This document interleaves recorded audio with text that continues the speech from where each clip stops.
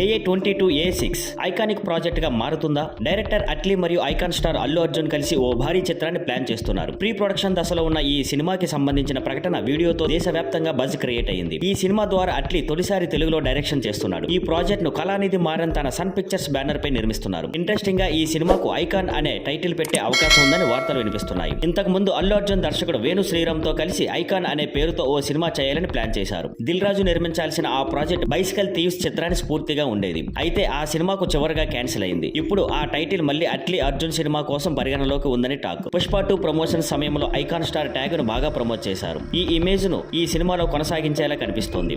ఇంకా ఒక హైలైట్ విషయం ఏంటంటే ఈ సినిమాలో 5 హీరోయిన్లు ఉండబోతున్నారని ప్రచారం. ఇప్పటికే దీపికా పదుకునే, మృణాల్ ఠాకూర్, జాన్వీ కపూర్ పేర్లు వినిపిస్తున్నాయి. భాగ్యశ్రీ బోర్సేతో చర్చలు జరుపుతున్నట్లు సమాచారం. ఇంకా 5వ హీరోయిన్ కోసం వెతుకుతున్నట్లు తెలుస్తుంది. షూటింగ్ జూన్ లో ప్రారంభమయ్యే అవకాశం ఉంది. అయితే ఇంకా టైటిల్ కాస్టింగ్ కు సంబంధించిన అధికారిక ప్రకటన సన్ పిక్చర్స్ నుంచి రాలేదు. ఈ ప్రాజెక్ట్ పై అధికారిక అప్డేట్స్ కోసం అభిమానులు ఆసక్తిగా ఎదురు చూస్తున్నారు. Thank you for watching. Please like, share and subscribe.